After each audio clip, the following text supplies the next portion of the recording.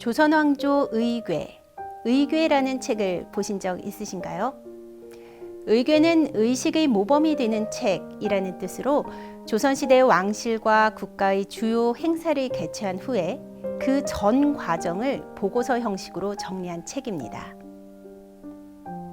준비 과정부터 의례 하나하나까지 자세히 기록된 의궤는 후대 사람들이 예법에 맞게 그리고 시행착오 없이 원활하게 이를 추진할 수 있는 모범적인 전례를 세우기 위해 제작되었습니다. 의궤에 기록된 행사는 왕실 구성원의 출생, 책봉, 혼례, 장례와 같은 일생의 통과 의례, 그리고 잔치나 제사, 기록물 편찬, 왕의 추상화인 어진 제작, 성곽이나 궁궐 건축, 무기나 악기 제작 등에 이르기까지 매우 다양합니다.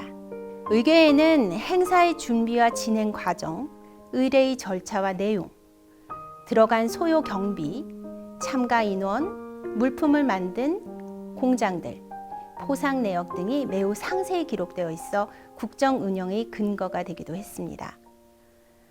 또 글자로만 기록된 일반 책과는 달리 필요한 경우 행사의 리허설로 그린 반차도, 제작된 물품의 도설 등과 같은 그림도 실었습니다.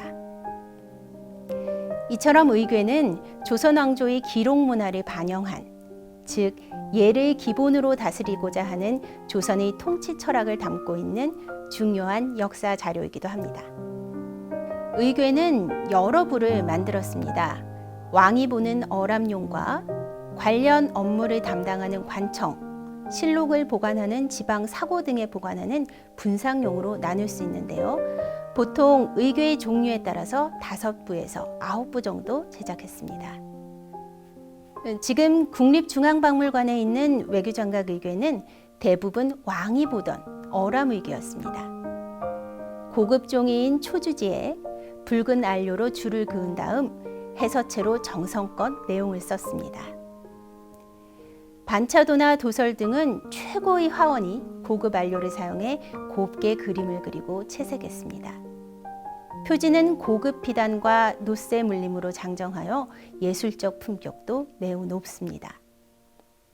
즉, 어람용으로 제작된 외교장각 의궤는 조선시대 당대 최고의 도서 제작 수준과 예술적 품격까지 느낄 수 있습니다. 또 단 한 권만 남아있는 유일본이 30책 포함되어 그 자료적 가치도 매우 큽니다. 그런데 그야말로 조선왕실의 보물이라 할 수 있는 외교장각 의궤가 100년이 넘게 외국에서 순환을 겪었다는 사실 혹시 알고 계셨나요? 외교장각 의궤는 다른 왕실의 보물들과 함께 원래는 창덕궁 궁궐 내에 보관되어 있었습니다. 그러다가 정조 6년인 1782년 강화도 외교장각으로 옮겨오게 되었던 것이죠. 이는 전통적으로 강화도가 국방상 요충지이자 안전한 곳이라 여겼기 때문에 중요한 기록물들을 보관하기 위해 옮겼던 것입니다. 그러나 안타깝게도 1866년 프랑스 군대가 강화도를 침략하는 병인 양요가 일어나게 됩니다. 이때 외교장각에 있던 대부분의 보물들이 불타버렸고 그중 외교장각 의궤를 비롯한 340권의 서적과 왕실 자료들이 프랑스군에게 약탈되고 말았습니다. 그 후 프랑스 국립도서관으로 이관된 외교장각 의궤는 100년이 넘도록 아무도 모르게 과거 속에 묻혀 있었죠. 그러다가 1975년 고 박병선 박사에 의해 그 존재가 세상에 다시 알려지게 되었습니다. 당시 프랑스 국립도서관에서 근무하던 고 박병선 박사는 외교장각 의궤 실물을 확인하고 목록을 만들어 공개했습니다. 그로부터 정부와 여러 민간단체를 중심으로 반환운동이 진행되었는데요. 그 과정에서 1993년에 한 권이, 2011년에 296권이 국내에 돌아오게 되었습니다. 모두 297권의 외교장각 의궤가 고국으로 돌아오게 된 것입니다. 145년 만에 이루어진 외교장각 의궤의 귀환은 국민 모두의 염원과 각계각층의 노력이 이루어낸 결과라 할 수 있을 것입니다.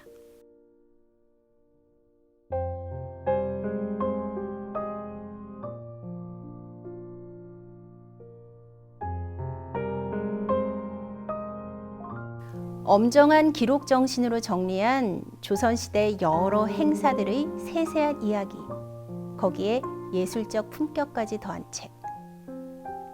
그리고 145년간의 순환 끝에 고국으로 돌아온 조선 왕실의 보물.